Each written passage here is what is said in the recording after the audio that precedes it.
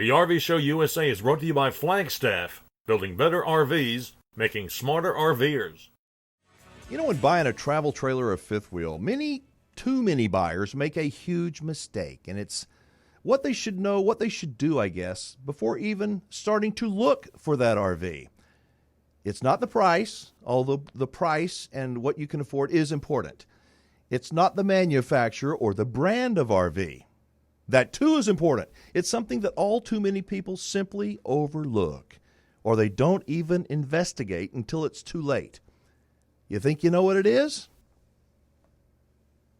Talk to me about towing capacity and knowing my limits if I go in to buy a travel trailer, because I hear stories all the time about people go in, they find what they think is the perfect travel trailer, and it might be the perfect travel trailer, but it's not going to be able to be towed behind their existing vehicle, and they end up having to buy another one. And so how do I get that information? Where do I go? And because I don't want to just trust a quote-unquote, nothing against them, I just don't want to trust any salesman because they have a job to do, and that's to sell a unit. I want to really know what I can do and get that information. How do I do that?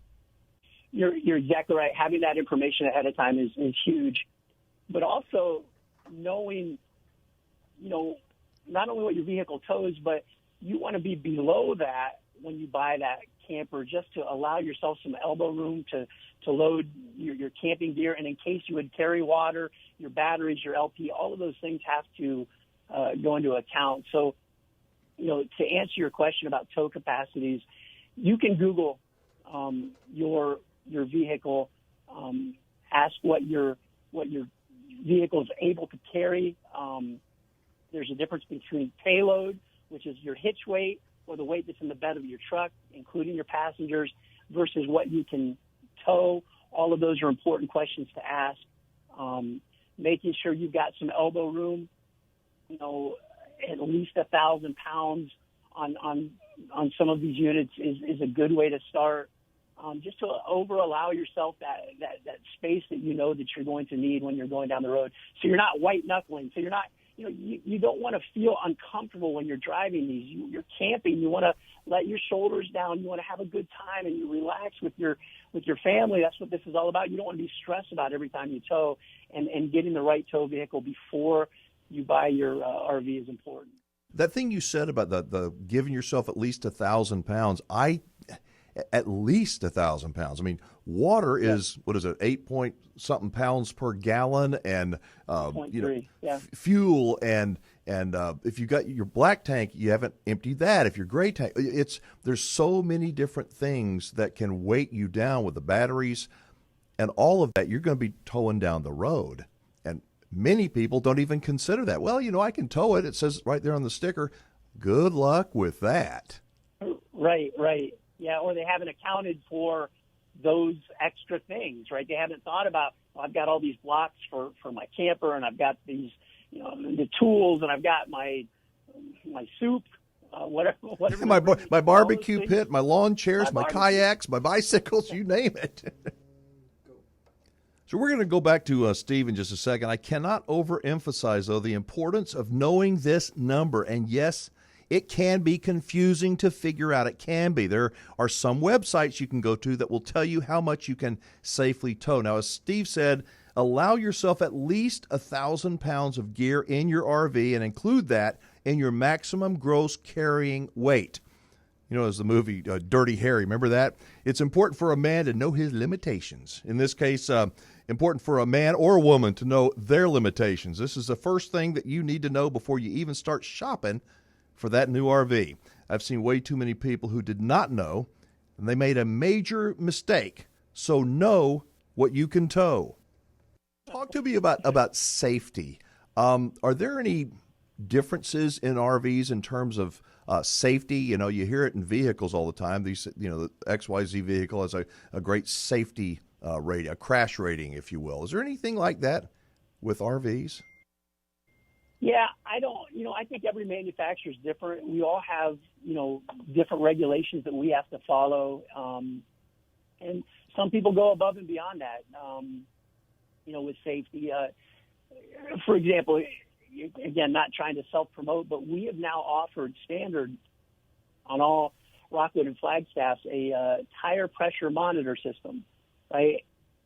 And these are much better than the ones you can get aftermarket, because the ones aftermarket are just usually on the stem, so it only does tire pressure. Here's a great example. We see from our Facebook groups and our dealer groups, we see people talk about the tires, right? Mm-hmm. And they call them China bombs, and the tires are bad and they're failing. Well, it's not always the tire, Right. If you think about this, your slides are usually on the off-door side of your camper, right? And there's usually storage in those slides under the bed or under the dinettes or something like that, and that's where people load all of their things.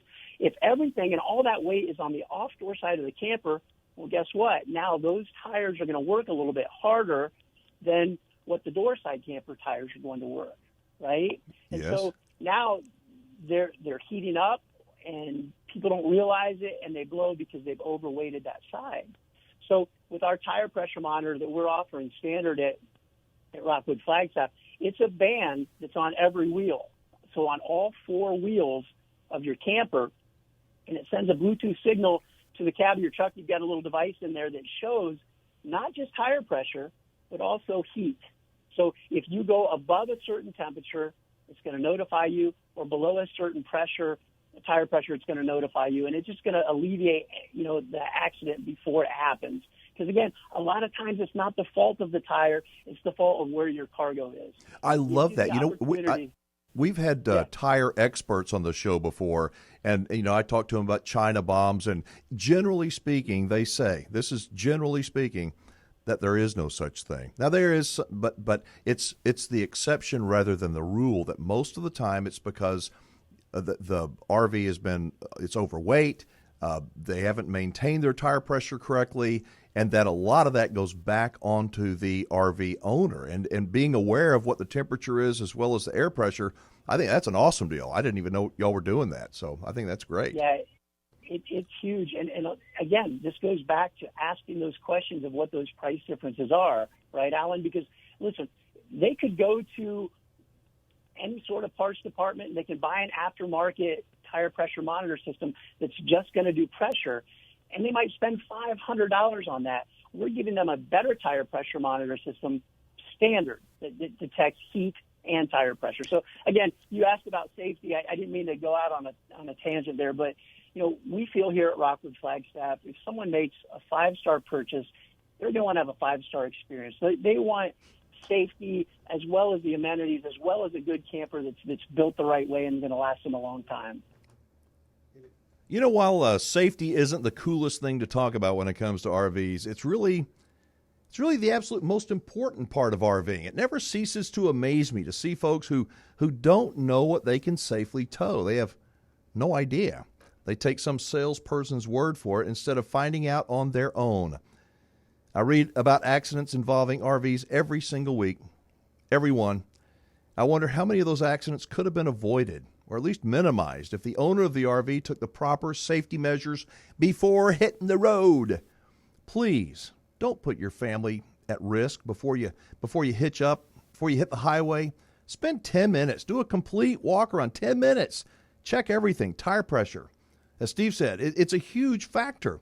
Tire pressure and how old your tires are. If they're older than 5 years, ditch them. Get some new ones. The amount of weight that you're carrying that you can safely tow. It's all critical to your safety. If you have any doubts as to how much your rig weighs, go by a truck stop. Pay the $10 and get an accurate reading. I hear lots of stories of people that do just that. They find out that they're way overweight, or they just find out that one side of their RV is substantially heavier than the other. If that's the case, you have to stop swiftly. Well, it could cause your trailer to swerve, make a bad situation even worse. Remember, safety first, everybody. Thanks to Steve Byler for visiting with us. How cool is that? Built-in tire pressure monitoring system as standard equipment on every Flagstaff and Rockwood that comes off the line. I love that. If you have a question about RVs and RVing, hey, leave us a message on our 24-hour voicemail. I promise we'll try to get to it on the air. The number 1-330-WINGMAN. Again, 1-330-WINGMAN. I am the RV Wingman. Back after this.